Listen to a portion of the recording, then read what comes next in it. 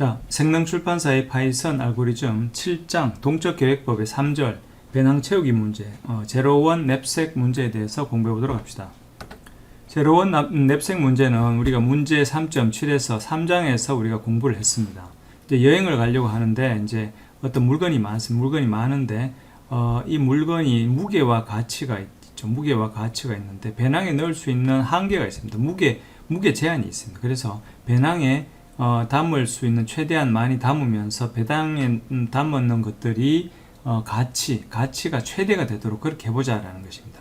자, 그것이 관련해서는 문제 3.7을 한 번 더 이제 확인해 보시기 바랍니다. 자, 이것을 해결할 수 있는 방법은 이제 완벽히 해결할 수 있는 방법은 억지 기법입니다. 원소의 개수가 n인 집합에서 부분 집합의 개수가 2의 n이니까 이것은 억지 기법은 2의 order of 2의 n승입니다. 이거는 엄청나게 시간이 많이 걸리는 알고리즘입니다. 자, 이 문제에 대해서도 우리가 동적 계획법을 적용할 수 있습니다. 상당히 재미있는 그런 이제 방법입니다. 자, 그러면 어떻게 할 수 있을까? 이건 약간의 제한이 있습니다. 제한이 있고 어쨌거나 이제 동적 계획법을 이 문제는 제로원 냅색입니다. 냅색 문제 중에 제로원 냅색이 있고 그 뒤에 가면 프랙셔널 냅색이 있는데 이거는 제로원. 그러니까 어떤 물건을 가방에 완전히 넣거나 완전히 뺄 수 있지 부분적으로 잘라서 넣거나 이런 것들은 못 한다는 것입니다. 그래서 그런 게 이제 제로원 냅색 문제입니다. 자, 이 문제에 대해서 동적 계획법을 적용하기 위해서는 일단 먼저 이것도 순환 관계식을 만들어야 됩니다.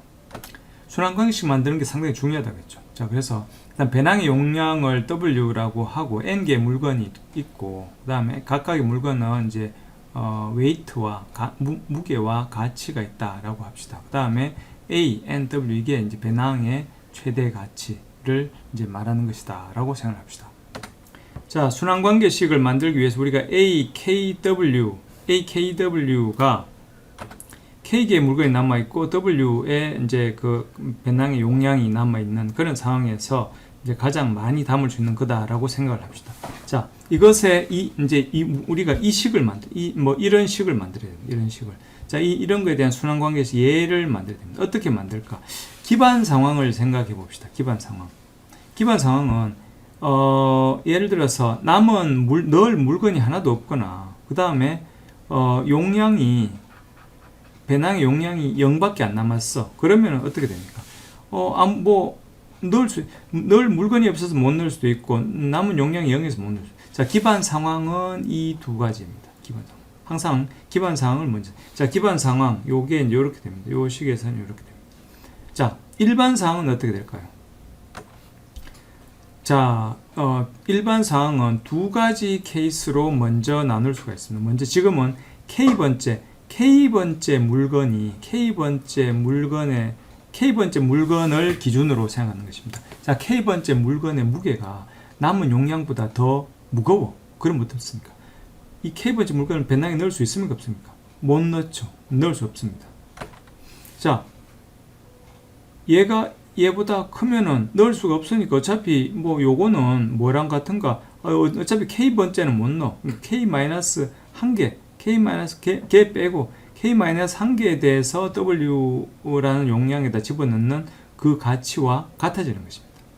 자, 두 번째는 이제 그렇지 않은 경우, 넣을 수 있는 경우입니다. 이제 요런 경우는 이제 그 어떤 K번째 물건을 배낭에 넣을 수도 있는데, 배낭에 남은 용량보다 무게가 작아. 그러면 이 얘를 배낭에 넣을 수도 있고, 안 넣을 수도 있습니다. 자, 그러면은, 어떻게, 넣는 경우와 안 넣는 경우를 모두 계산을 해야 됩니다.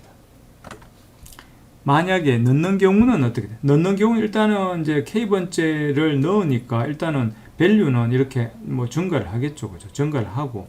그런데 넣었으니까 이제 물건의 개수는 하나 줄었고 배낭에 남은 용량이 어떻게 됩니까? 이렇게 줄게 되겠죠. 자, 만약 넣지 않는 경우는 안 넣었으니까 밸류가 증가하지는 않고 이제 그 다음에 배낭의 용량도 이제 안 넣었으니까 증가하지 않고 물건만 이렇게 하나 없어진 거죠. 자, 그러면은 요 두 가지가 있습니다. 자, 그러면은 넣는 게 좋습니까? 안 넣는 게 좋습니까? 당연히 넣는 경우랑 안 넣는 경우랑 이렇게 비교해가지고 그 중에서 큰 게 정답이죠. 자, 이런 식이 됩니다. 맥스, 요거는 넣는 경우, 요거는 넣지 않는 경우. 자, 넣는 경우와 넣지 않는 경우에서 넣을 때 가치, 넣지 않을 때 가치 중에 가치가 큰 걸 당연히 선택해야 되는 거죠. 자, 요게 됩니다.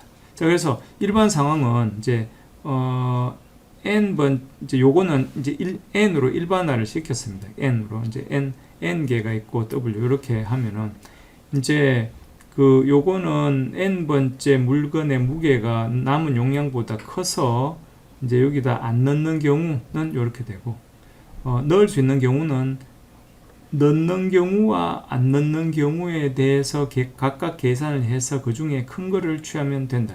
자, 그래서 이것이 우리가 제로원 배낭 문제에서 구할 수 있는 순환 관계식입니다. 자, 이게 중요합니다. 이런 것들을 어떻게 구현할 수 있는가, 이게 중요합니다.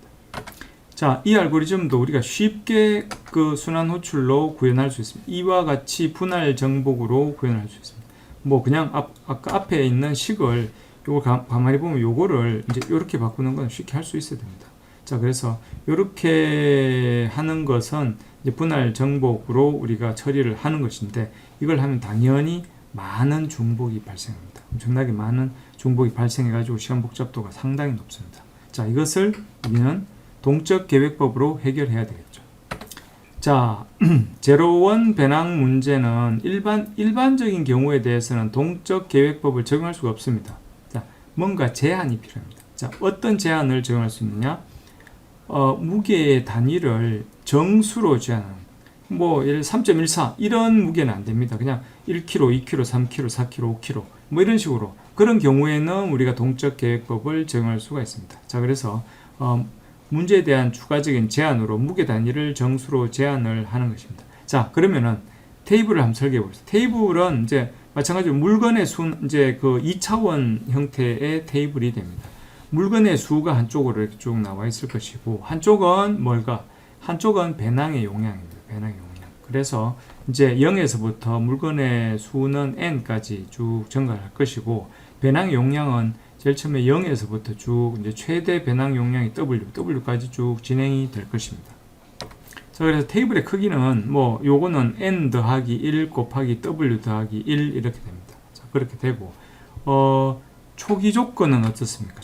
기반 상황은 이제 요런 경우가 기반 상황이니까 그것을 나타내면은 요렇게 회색으로 처리된 요 부분들은 전부 다 0으로 처리가 됩니다. 자, 나머지 부분들은 어떻게 할까? 자, 나머지 부분들 위에서 밑으로 내려오면서 좌에서 우로 가면서 쭉 하나씩 해결해서 넣어야 됩니다. 그렇게 쭉 채워 나가면은 쭉 채워 나가다 보면은 맨 마지막에가 우리가 원하는 답이 되는 것입니다. 자, 그런데 이제 이것도 마찬가지로 위에서 밑으로 내려가고 왼쪽에서 오른쪽으로 가면서 쭉 이렇게 채워 나가면은 될까? 그러니까 요걸 계산하기 위해서 그 전에 거라든가 그 위에 거라든가 그 왼쪽에 것만 이쪽만 있으면 되지, 이 뒤쪽에 게 만약에 이걸 계산하기 위해서 그 다음 게 필요하다든가 하면은 이런 방법을 적용할 수가 없는 거죠. 자, 근데 식을 가만히 보면은 이렇게 됩니다. 이 A의 IW를 계산하기 위해서는 I-1 뭐 요런 거라든가 I-1의 W라든가 아니면은 I의 W라 요런 것들이 이제 사용됩니다. 그렇기 때문에 이런 것들은 이미 I-1에서 이미 다 그 윗줄에서 이미 계산된 거기 때문에 우리가 처리를 할 수가 있는 것입니다. 배낭 채우기 알고리즘, 이제 이것도 태블레이션이네요. 그죠? 태블레이션. 이제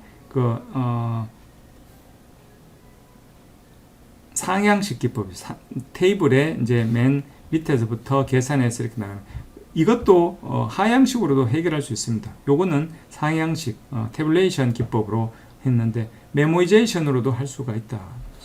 자, 그래서 뭐 이렇게 A 테이블을 만든 다음에 이제 포르프를 위에서 밑으로 좌에서 우로 돌리면서 이제 각각의 케이스에 대해서 이렇게 처리를 하면은 된다는 것입니다. 자, 이렇게 하면은 이제 원래 뭐 2의 n승이니 뭐니 그 시간 복잡도가 원래는 2의 n승이던 그런 제로원 냅색 문제에 대한 해를 우리 구할 수 있다. 그런데 문제는 이제 우리가 무게를 정수로 제한을 해야 된다는 것이 이제 이 알고리즘의 한계가 되겠습니다. 자, 시간 복잡도는 이걸 보면은 우리가 알 수 있듯이 뭐 바깥 루프, 안쪽 루프 해서 결국은 이제 order of n, w가 될 것이고, 공간 복잡도도 마찬가지입니다. 결국은 이제 이 테이블의 크기만큼의 시간 복잡도와 공간 복잡도가 필요한 그런 알고리즘이 되겠습니다. 테스트 프로그램을 한번 돌려보면은 이제 이렇게 뭐 결과가 잘 나오는 걸 알 수 있습니다. 자, 여러분들은 이런 웨이트 이런 거 이제 다양한 케이스와 이제 다양한 용량을 적용해 가지고 한번 문제를 해결해 보시기 바랍니다.